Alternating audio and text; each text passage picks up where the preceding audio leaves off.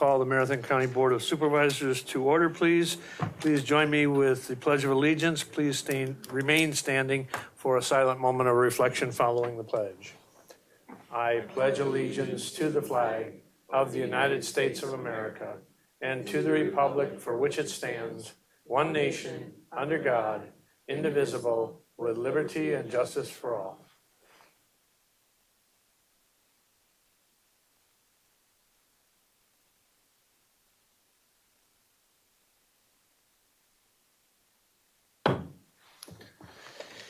Thank you.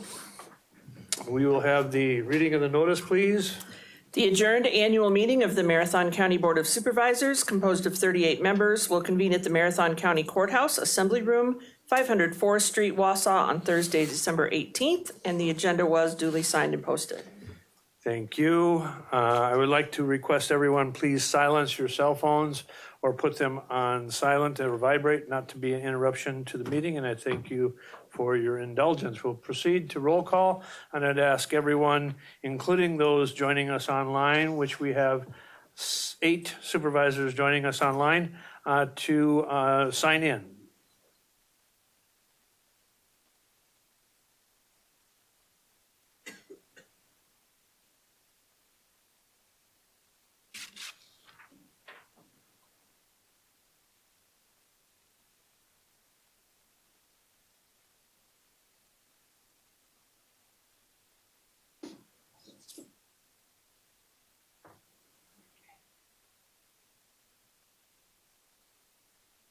And thank you. And I'd like to welcome all of those that are visiting, including the viewing audience, and thank you for your interest in county government. We'll move on to item number 7, and that is... For some reason, my roll call.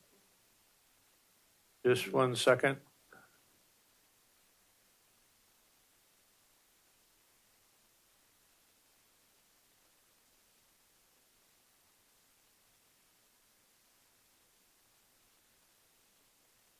I know, it's weird.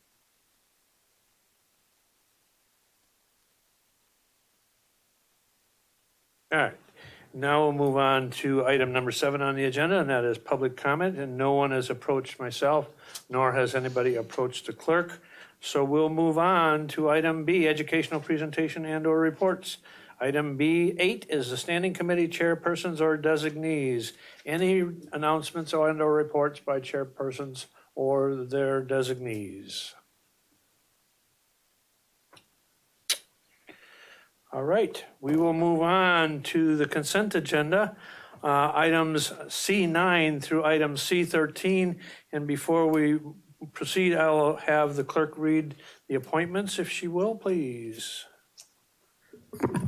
For the Wisconsin Valley Library Services Board, appointing Jacqueline Kapleen and reappointing Carrie Sweeney, both for 3-year terms to expire December 31st, 2028. For the North Central Community Services Program Board, reappoint Supervisor Cody Hart for a 3-year term to expire December 31st, 2028, or until he is no longer a county board supervisor, whichever comes first. Reappoint Eric Anderson for a 3-year term to expire December 31st, 2028, and appoint Chief Terry McHugh to fulfill the remainder of a term to expire December 31st, 2025, replacing Jeremy Hunt, and then for a full 3-year term to expire December 31st, 2028. The Children with Disabilities Education Board, appointing Carla Schufs, representing the Rosholt School District, and she will be completing a term replacing Carol Schultz to expire June 30th, 2026. The Veteran Service Commission, reappointing Lynette Arnhart for a 3-year term to expire December 31st, 2028. The Library Board, reappointing Supervisors Aaron Greiner and Chris Vole for 3-year terms expiring December 31st, 2028, or until they are no longer county board supervisors, whichever comes first. And reappointing Leanne Podruck to a 3-year term expiring December 31st, 2028.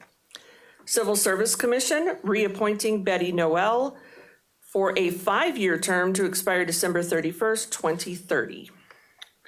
Thank you. And we have a motion by Supervisor Drabek. and seconded by Supervisor Marash. Any discussion on items C9 through items C13A?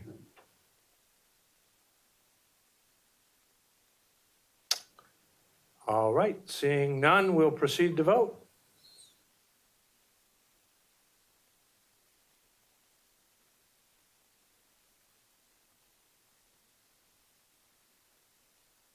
Supervisor Hoppa, can you I vote? can't sign in. And they don't have my phone. Okay, how do you want to vote? Aye. Aye. Supervisor Hoppa, aye. Thank you. And we'll proceed. And the motion is carried and is unanimous. Thank you. Moving on to resolutions from the Forestry Recreational Committee and Environmental Resources Committee. Item D14, approving the annual County Forest Work Plan, Resolution 80-25. Motion by Supervisor Marash and seconded by Supervisor Seefeld. Any discussion on the item?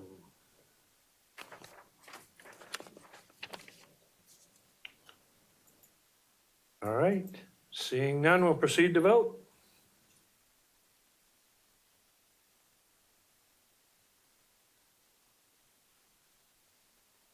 Supervisor Hoppa? Yeah. Aye. And we'll proceed. And the motion is carried. Moving on to application for item D15, an application for county forest acreage share loan payment, resolution 81-25. Motion by Supervisor Seefeld, second by Supervisor Rosenberg. Any discussion on the application for county forest acreage share loan payment?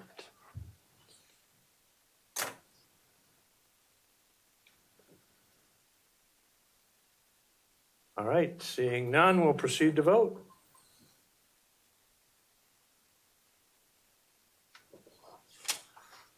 Supervisor Hoppa? Supervisor Hoppa, aye. And we'll proceed. And the motion is carried, but is not unanimous. Moving on to Human Resources, Finance, and Property Committee.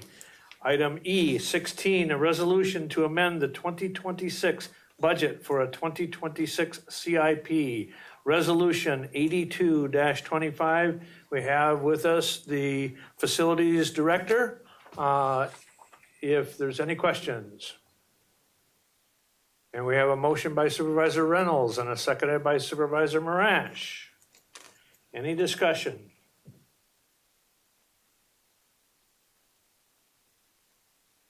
This is a budget amendment, does require a 2/3 majority vote.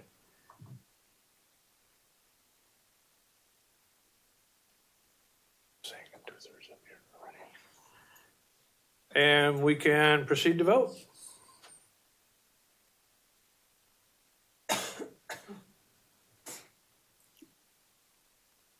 Supervisor Hoppa, aye. And we'll proceed. And the motion is carried and is unanimous. Thank you. Moving on to item E17, a consideration of a proposed mutual release and lease termination agreement related to UWSP Wausau Campus property, Resolution 83-25. Motion by Supervisor Shaneborn, seconded by Supervisor Marash. Any discussion?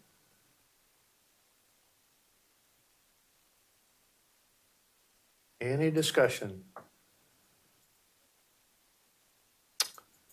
All right, seeing none, we'll proceed to vote.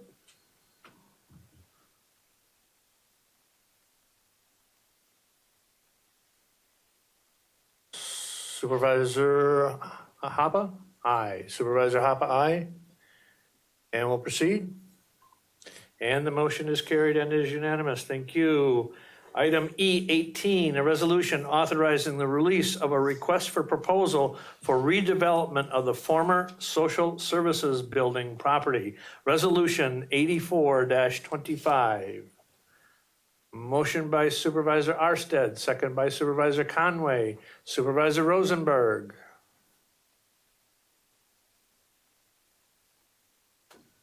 Okay, you were trying to make the motion. Yes. I got that. All right. Supervisor Marshall. Thank you, Mr. Chair. On the evaluation criteria, I believe that at the committee meeting, we had amended the 75% value to also include property tax generation, but that's not on page 54. So I would amend the evaluation criteria to include the property tax generation as well as the sales tax generation. I believe it's referenced above, asking the proposals to include that, but it is missing from the evaluation criteria.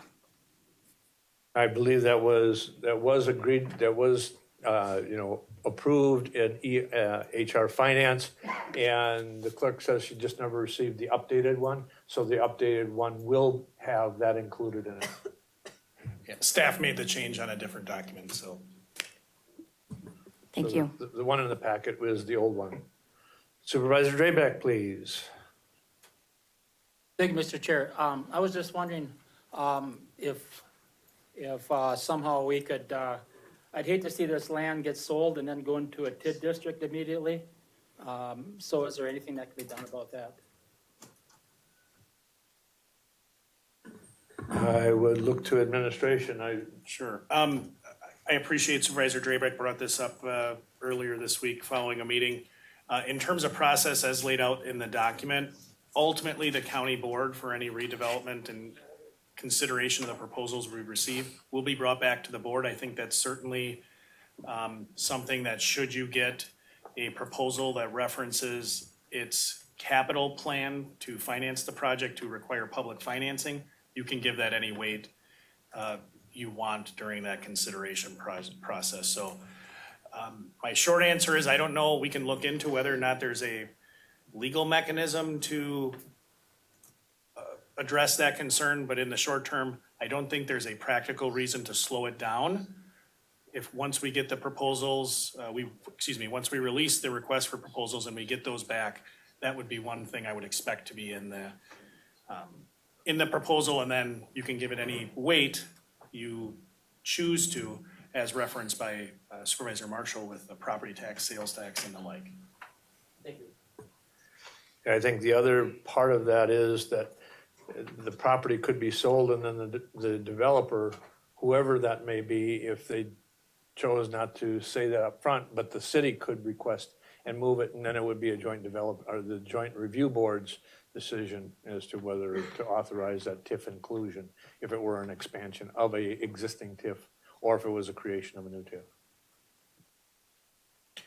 Any other discussion? All right, seeing none, we'll proceed to vote.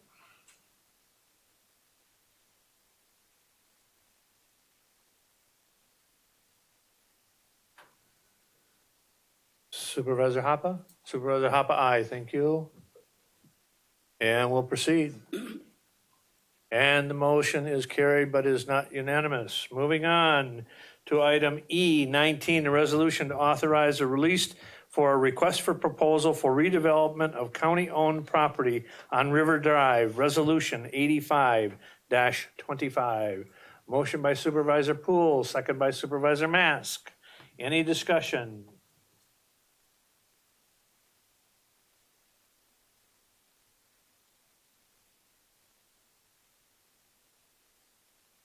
Any discussion? All right, seeing none, we'll proceed to vote.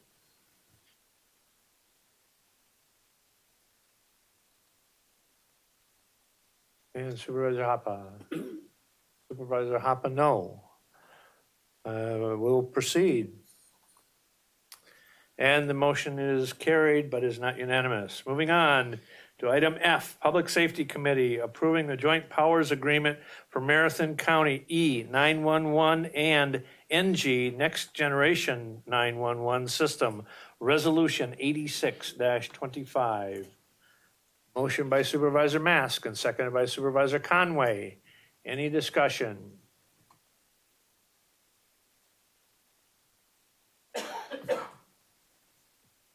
All right, seeing none, we'll proceed to vote.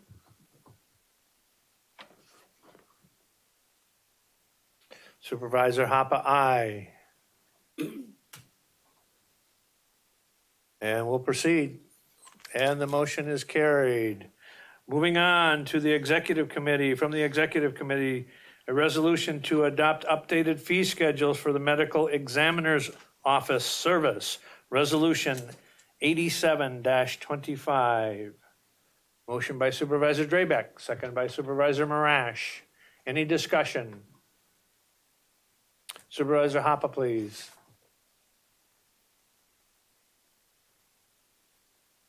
This- Oh, we agreed to this pay schedule in the summertime.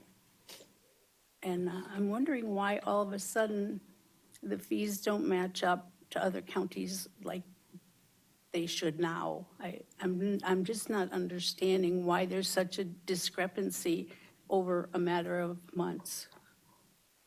Administrator Leonard, please. Sure. Thank you, Mr. Chair. So there is a memo in your packet, and bear with me,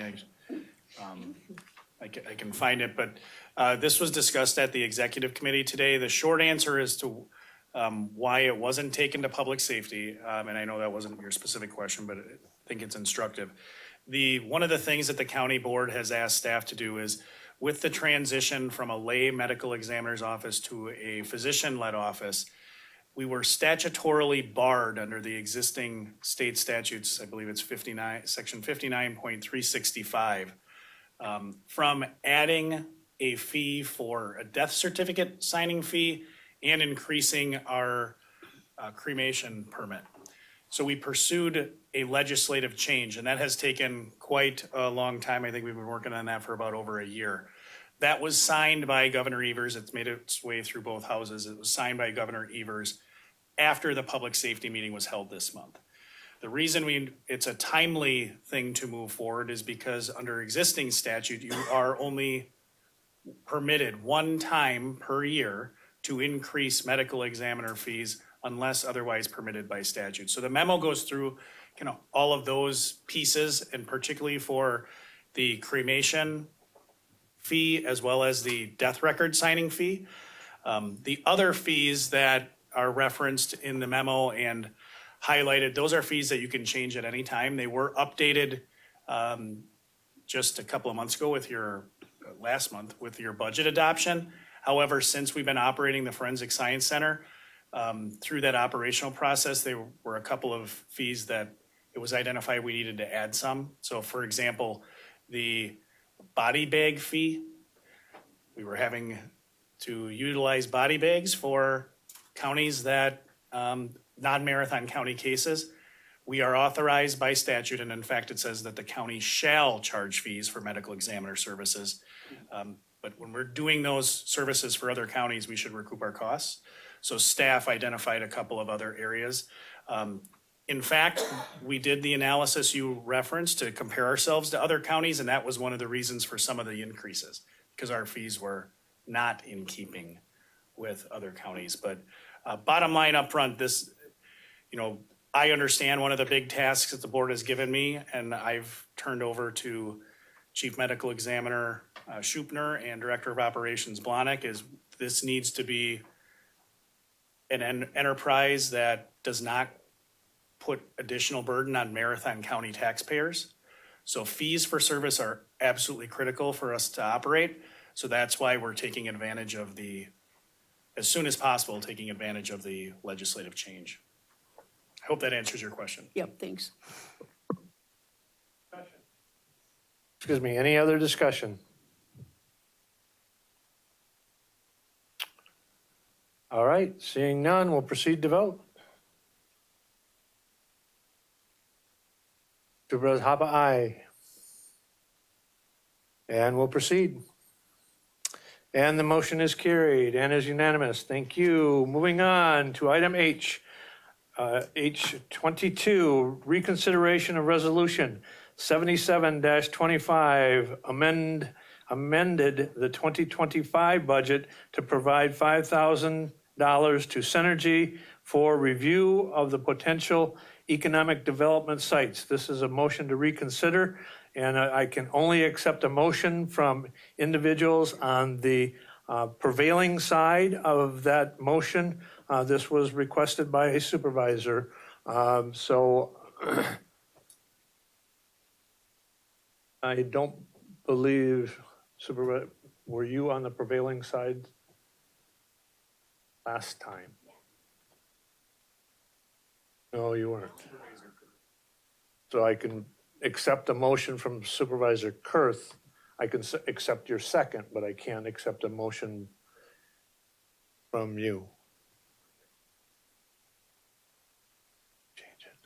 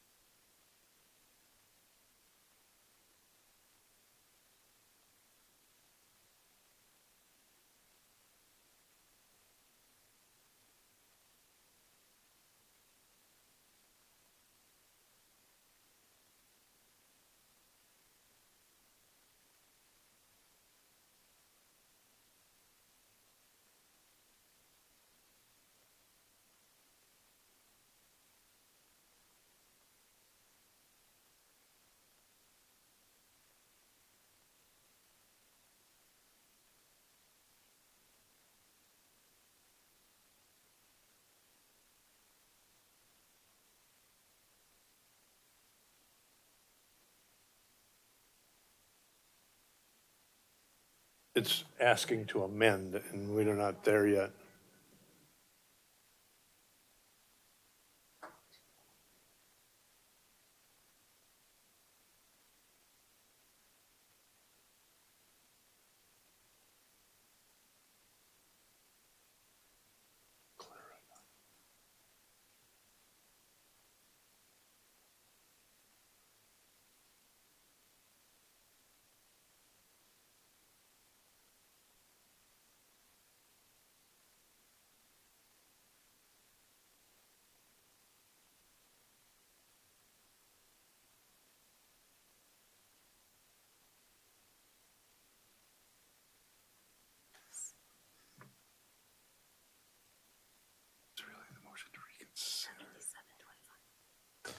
All right, we have the system corrected. The motion was by Supervisor Kurth, seconded by Supervisor Marash.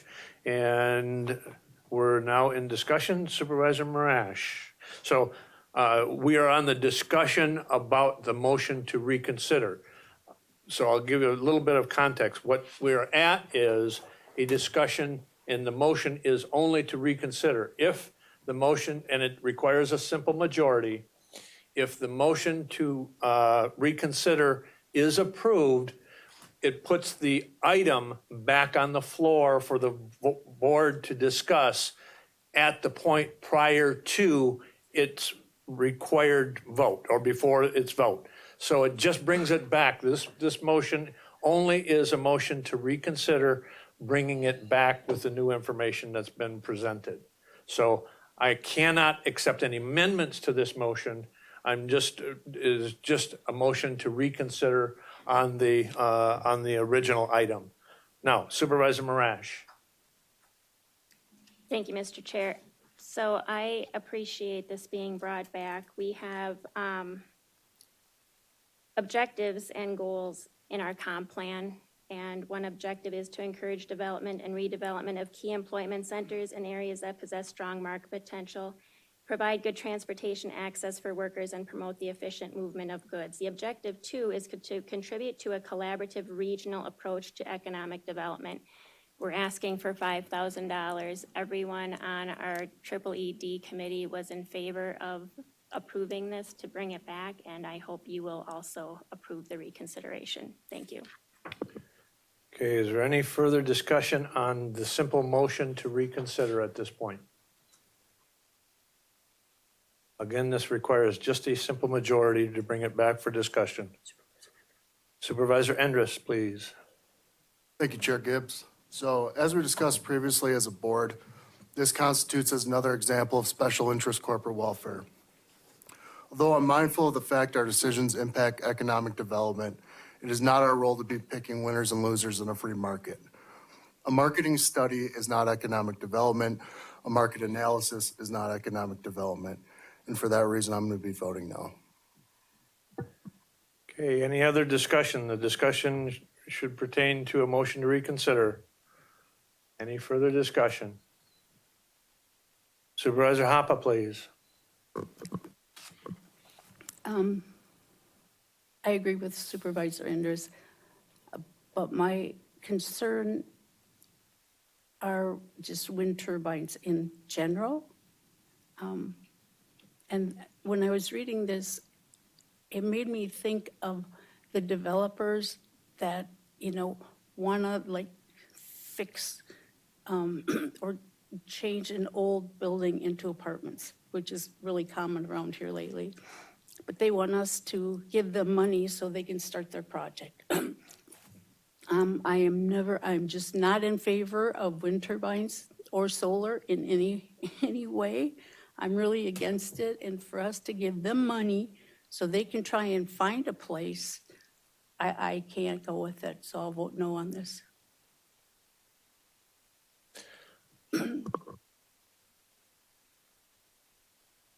Supervisor Jensen, please. Thank you, Chair. One question I would have is if Centergy or any of the parties had any new compelling information that would warrant a reconsideration of this, or were just bringing back the same proposal. There was discussion at the Extension Economic Development Committee and discussion about some proposed changes to the resolution, including some additional requirements that would be required before the funding would be provided, and also a requirement for additional report back to this board. So that's the additional information that was discussed at the Extension Education Economic Development Committee, and that was approved on that committee, if I'm not mistaken, unanimously. However, it also went to the HR Finance Committee, and the HR Finance Committee tied on the vote 3-3. Any other discussion? Any other discussion? Again, this is a simple motion to reconsider. So we'll proceed to vote. A yes vote puts it back on the floor where we were before the vote was ever taken before.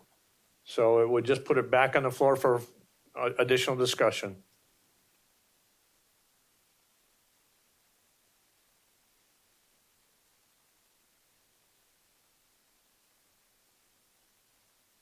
Supervisor Hoppe? Did you vote on the motion to reconsider? No, no, on the vote to reconsider. Supervisor Mask, can you provide your vote?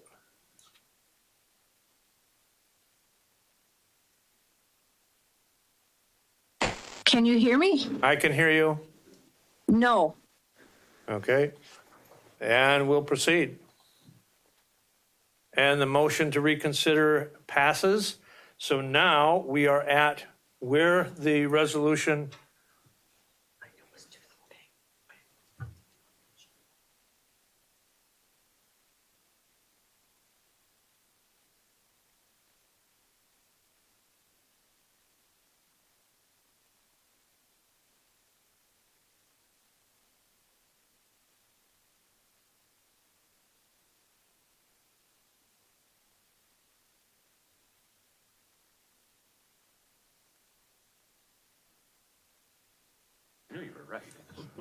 Okay.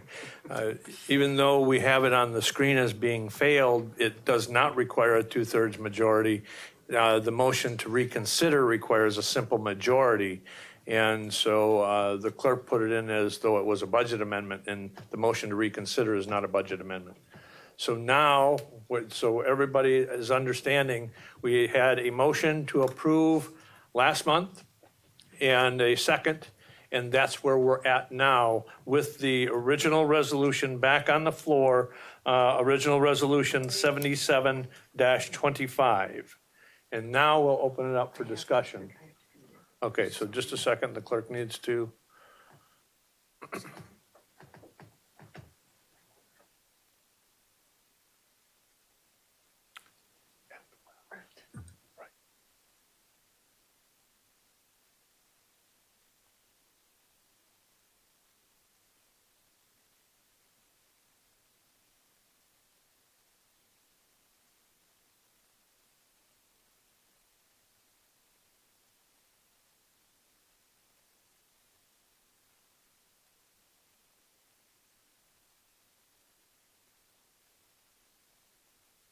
We're just looking up the original motion, and the original second on that resolution, so we can put that in the record today.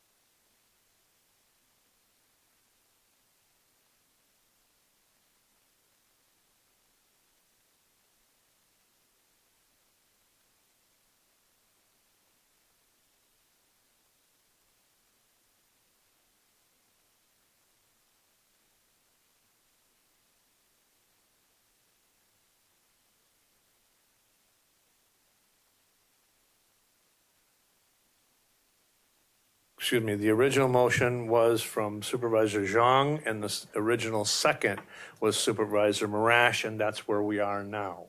And so now we're back in the discussion mode of that resolution. Again, that resolution is 77-25. Supervisor Marash, please. Thank you, Mr. Chair. I want to detail what the changes that were made to the resolution were. First, the disbursement of funding from Marathon County will be contingent upon Centergy receiving funding from no less than 3 of the 5 counties represented by Centergy. And 2, that by accepting Marathon County funding, Centergy would agree to provide a presentation to the Board of Supervisors on the results of the study and how Centergy plans to use said results to spur economic development. Also, this resolution authorizes the use of $5,000 from the 2025 Administration Special Projects Budget. Thank you. So is that a motion to amend and substitute that resolution that came from the Extension Education Economic Development Committee and substitute that resolution for the current resolution 7725? Yes, sir. Okay, is there a second? Seconded by Supervisor Rosenberg. Okay, just a second. Clerk needs to put in the substitute amendment.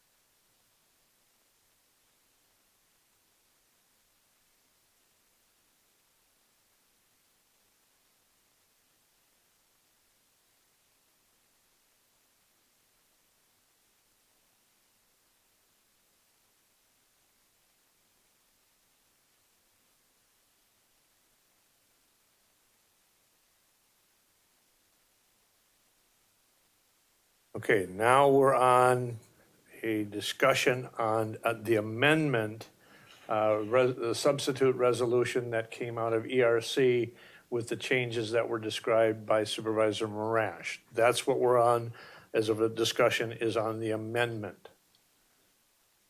So any discussion on that amendment? Supervisor Cavalli, please. Thank you, Mr. Chair. My hearing, I couldn't hear Supervisor Marash very well on the changes. Could somebody summarize the changes for me? I can tell you, they're up on the screen also. I'll try to zoom in, and I'll highlight them as Supervisor Marash talks through them again.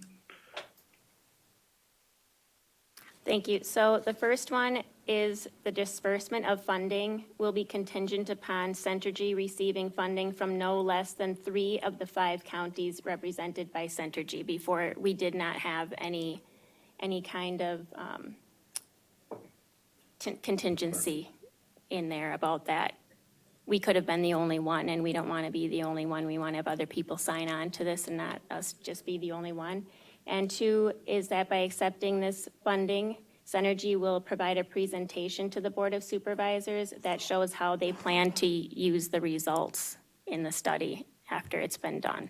And then the third thing is that the money will be coming out of the special projects budget from the administrator. Thank you. The only other thing I would reference is it does direct me to put that into essentially a contract, which is a bit of a nuance, but I think it's important to, based on the conversation at the committee, to get those assurances in writing.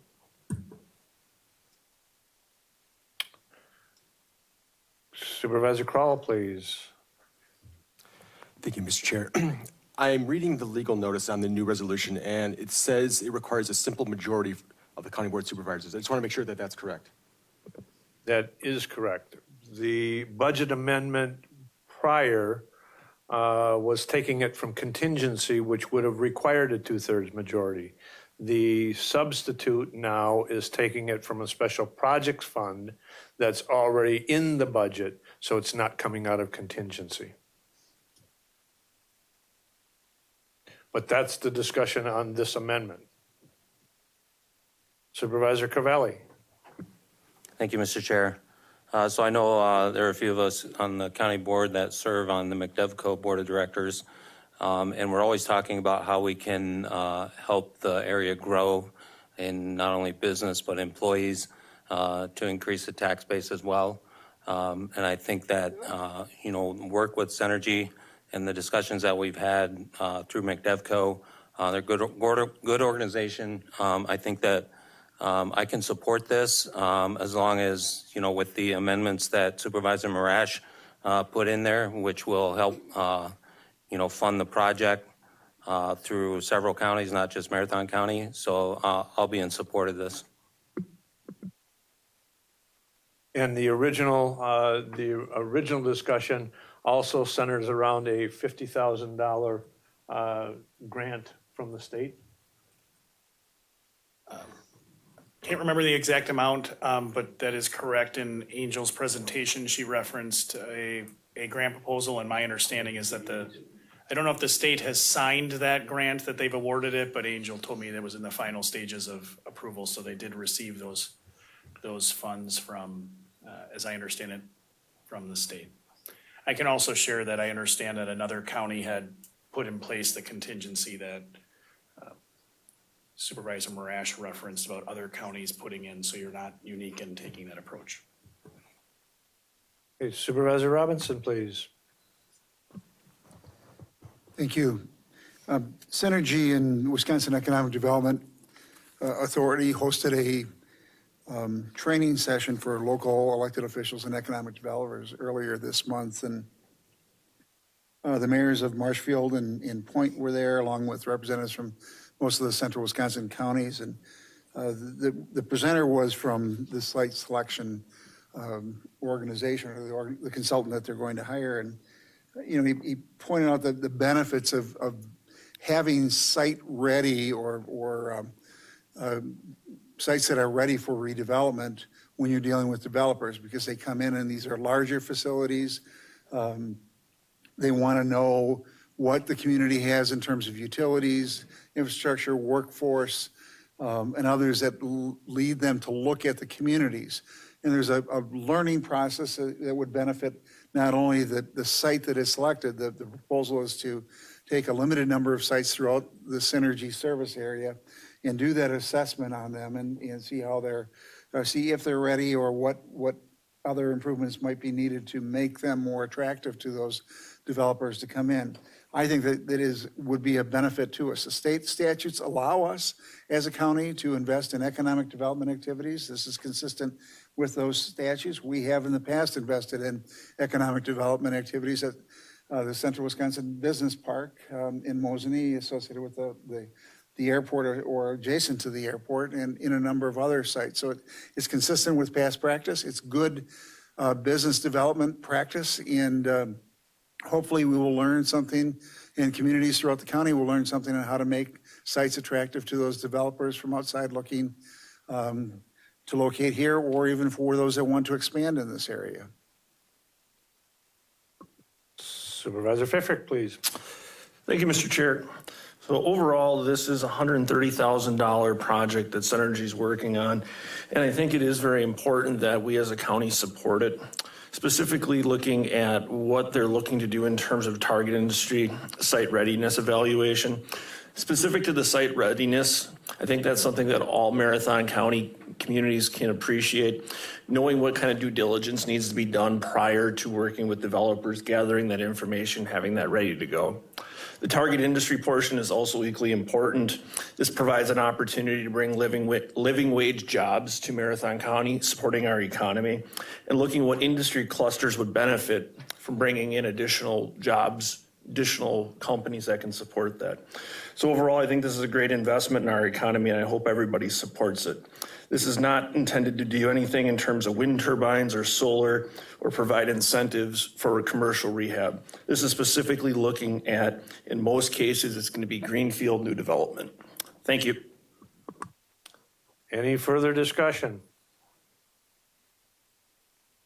Just to be clear, what we're voting on is the amendment that is being offered, that was offered and discussed at EEEDC, that was just discussed by Supervisor Marash. That's what we're voting on. We're not voting on the original motion, the amendment. Is everybody clear what they're voting on? All right, let's proceed to vote.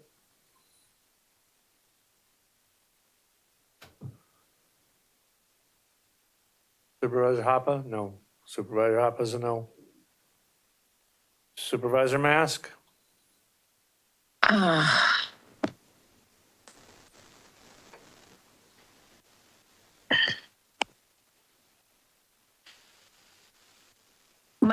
Okay, no.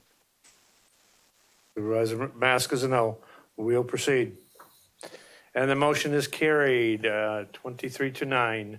Now, on the motion as amended, any further discussion on the motion as amended?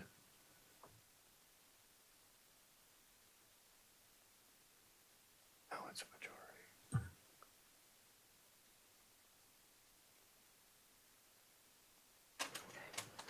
Any further discussion? Supervisor Poole, please. Thank you, Mr. Chair. I think this is probably one of the bigger fights the county board has gotten into, over $5,000 in a while. And, you know, I do want to, again, reiterate that it did pass the EEDC, but the resolution to reconsider this did not pass the HR Finance Committee. And I certainly respect and understand those of my colleagues have a different view on this. However, I'm going to try to make a case at least why we should be opposing it again. Of course, this opposition, at least for me, isn't about the $5,000 proposal itself. It's where we draw the line when it comes to discretionary spending. What standard should we have when it isn't really a need, but it's a choice? In this proposal itself, I think you'd certainly argue it's beneficial, and economic development is certainly important for our county. I support that, but is benefiting our county, you know, a big enough standard? In the last joint EEDC and HR Finance Committee meeting a couple of weeks ago, there was public comments before. It had to do with the Marathon County campus, UW. But in one of the speakers noted that in Marathon County, there's 1,200 501c3, basically charitable nonprofits. I think you can argue that a good number of those are benefiting the county. And should we, have to be supporting all those? We'd go broke very fast if we tried. So we should set a higher bar for this, especially like this proposal, when other funding sources can be available.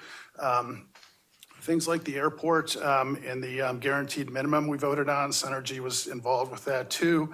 I supported that. I thought it was a good idea, but we have a direct tie to the airport. Also, the nonprofits we do support in our budget, the ones, my understanding is we whittled down to basically the ones who provide a service that if they weren't doing it, we would have to, so it makes sense to support them. Two lines of reasoning why I think we should set a high bar when considering discretionary spending. First is the financial situation of the county. Costs that we have for our current programs and services are rising faster than the income and our ability to pay for them. If this persists, it's going to be a structural deficit. And you can look near and far all over the country. We're seeing local governments in deep trouble, budgeting. Washington Post just had an editorial by their editorial board about Chicago. Let's see, I should have wrote it down, but it's like Chicago. Has Chicago gone crazy or something along those lines? But anyway, it just highlights just the fiscal irresponsibility that Chicago has and other governments and the deep, deep trouble they're into. All of those governments that are in trouble have one thing in common. They're spending more than they take in. If this was flipped, if we were making more income, than the costs of our programs, I'd prefer tax cuts myself, but I think you can make a case then. But if you look at where we are financially in the country for government spending, all the ARPA dollars are going away now, so that's not going to be there. And this current federal government is much tighter with their money instead of spreading it out. So it's going to be tougher financially budgeting for us going into the future. And the last, this budget, we did things with the fees. We adjusted the fees to help cushion the blow a little bit. We also cut, or at least chose not to fund 15 positions to help us balance the budget. But eventually, our administrator and the staff are going to run out of rabbits to pull out of their hats for this, and there'll be a reckoning. And if we ignore the new reality coming up and don't change our position, it's like we're whistling past the graveyard on this. So in essence, if we can look at the more spending we do, it's basically, since, we have a deficit spending, it's basically taking money out of the programs, the programs and services we already have, and it drains it away from these vital programs and services that we provide for the county. And it's going to hasten, or increase the chances that we'll be forced to cut those programs, services, and staff that we don't want to. The second line of reasoning for this is taxpayer impact. Most of the finances we get, of course, are from taxpayers in one way or another.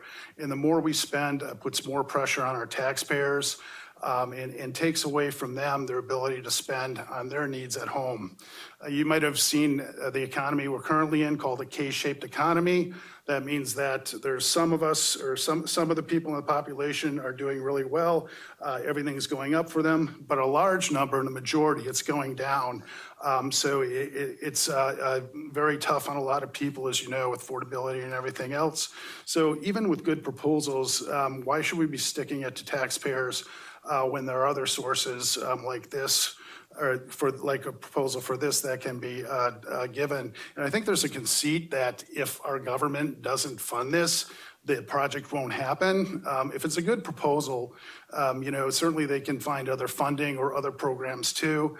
And those on the up, you can get donors, those, let those with doing well financially, be the ones who can pay for this. If it's a good proposal, give our philanthropists the opportunity to philanthropize. I think that's right. Question for the administration.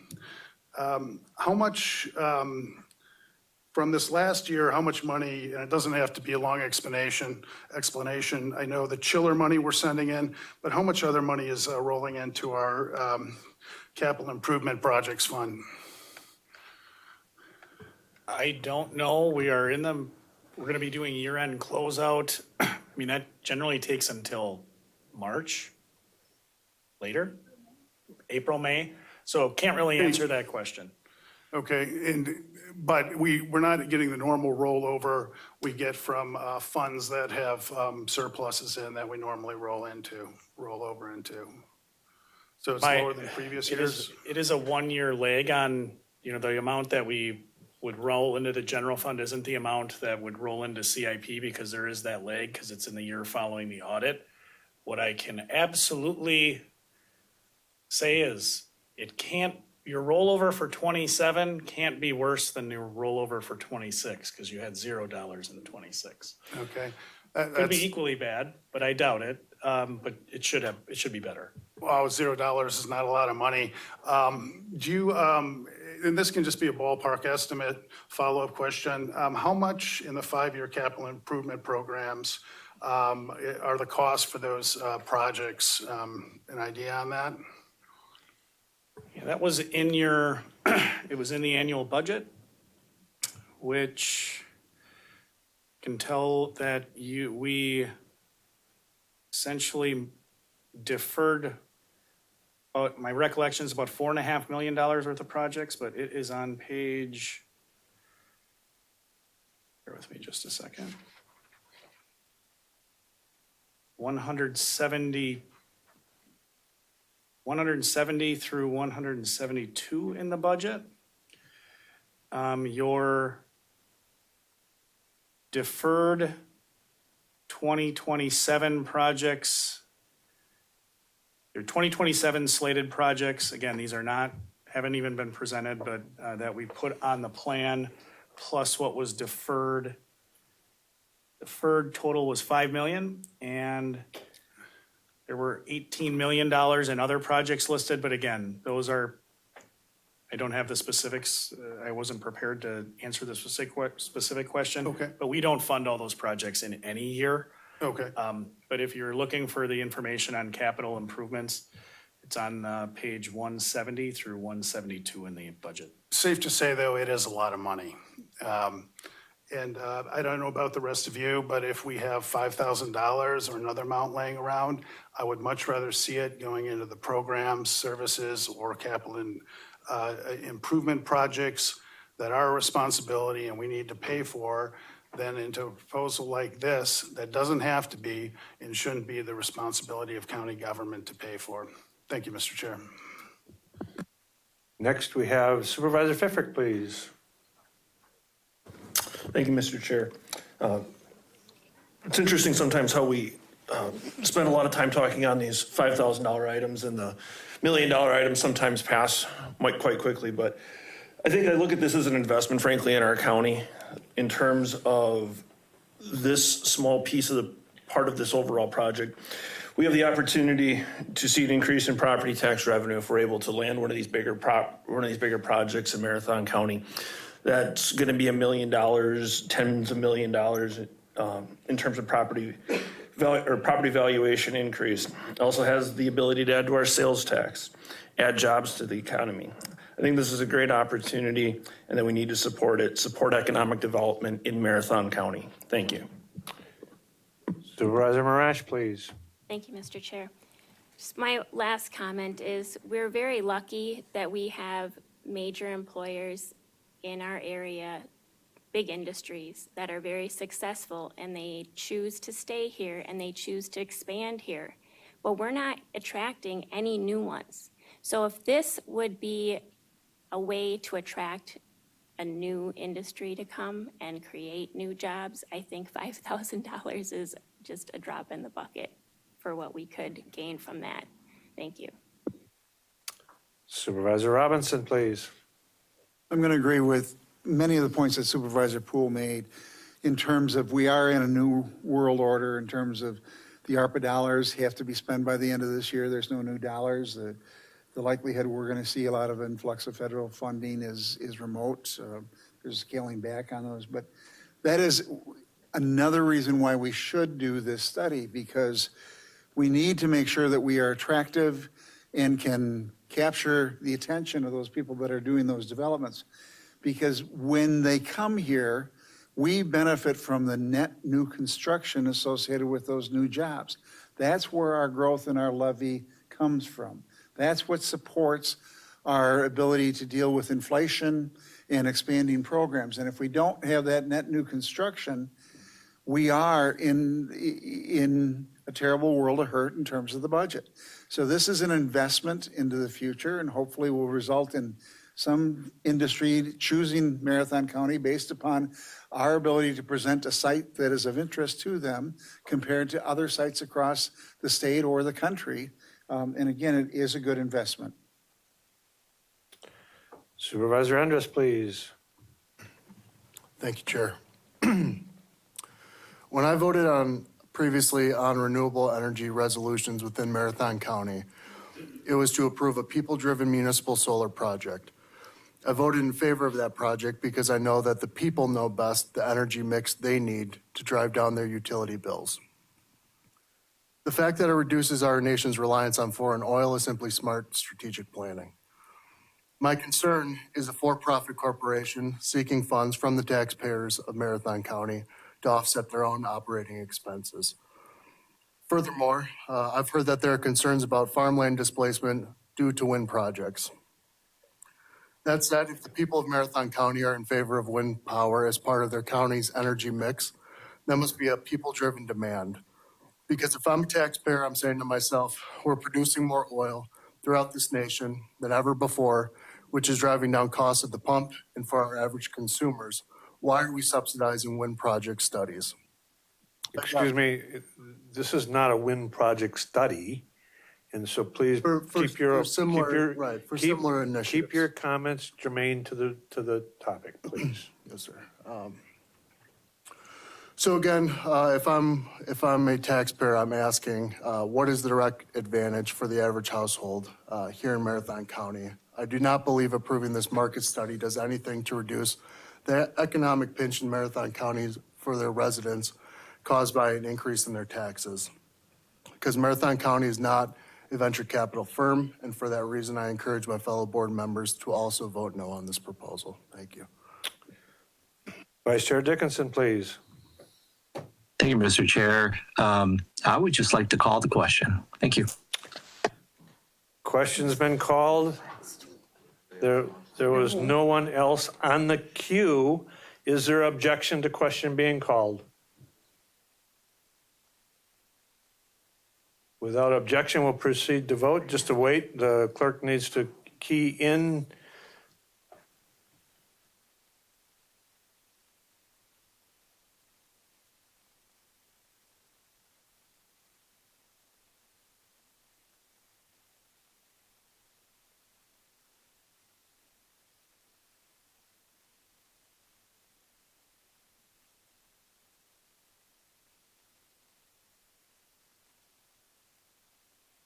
As a majority. No.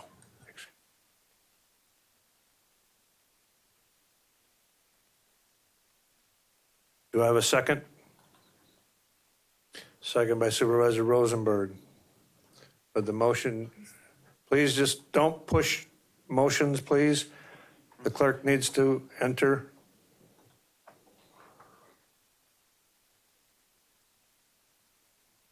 Second, Supervisor Rosenberg.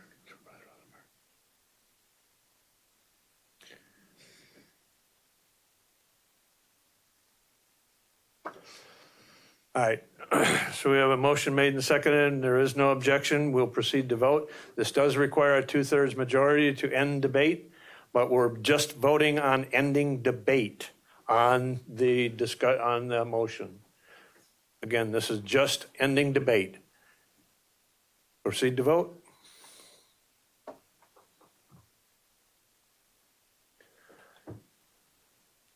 Supervisor Hoppe, aye. Supervisor Arstead? She went to the restroom. Supervisor Hardinger?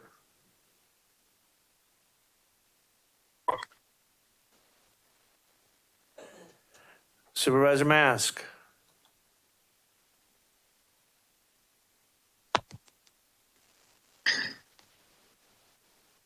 Damn it. Supervisor Mask? I can hear you now? Why, you can hear me? Yes, I can. Oh, my God. Okay, yes. Yes, thank you. My iPad is not working tonight. I understand.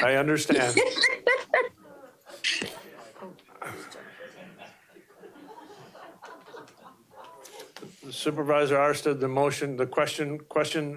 previous question was called, and so the vote is to end debate. It does require a 2/3 majority vote. And thank you. We will proceed. And the motion is carried. Thank you. Debate is ended.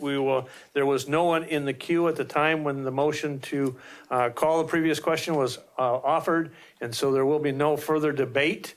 We will proceed to voting on the amendment. Excuse me, the motion will be the vote will be on the amended resolution as being offered. The amendment's already been passed. So is everybody clear what we're voting on? We're voting on now the amended resolution with the amendments included that were offered by the ERC and offered here today by Supervisor Marash. Is everybody clear? And we'll proceed to vote.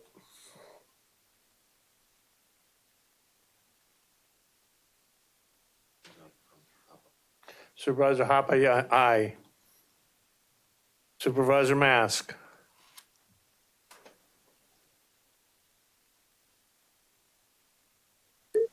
Supervisor Mask?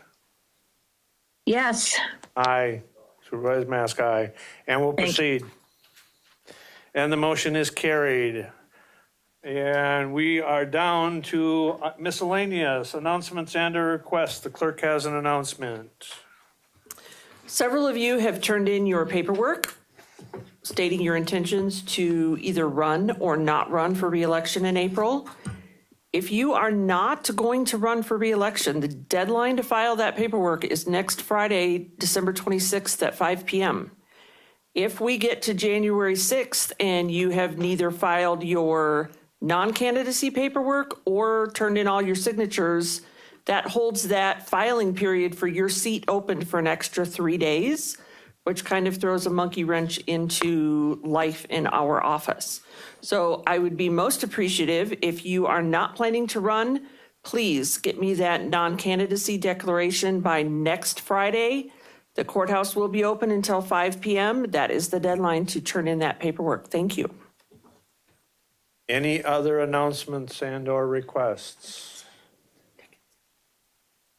Vice Chair Dickinson, please. Thank you, Mr. Chair. I just want to say thank you for allowing us to not drive in this terrible weather to go up to Wausau. It's quite icy out there. And then I'd just like to wish everyone a Merry Christmas. We'll see you next year. Thank you very much. Any other announcements? It's in January. That's January. Okay, yeah. Yeah, the administrator has an announcement? So just, I know a number of you like to attend the Towns Association meetings, just to get them on your calendar. The Eastern Towns Association will be in the town of Hewitt. That meeting is scheduled for Wednesday, January 21st, again, 6:30. The Western Towns Association is going to be held in the town of Green Valley. My understanding, that meeting is scheduled for Thursday, January 29th, again at 6:30. Any other announcements? Seeing none, I would like to wish everyone a very, very happy holiday season, Merry Christmas and Happy New Year, and look forward to continuing working with you folks in 2026. Seems odd to say that, but that's just around the corner. Anything else for the good of the order?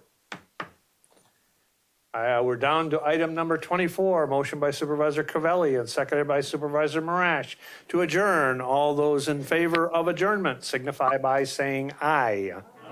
Aye. Opposed? Motion carries. We stand adjourned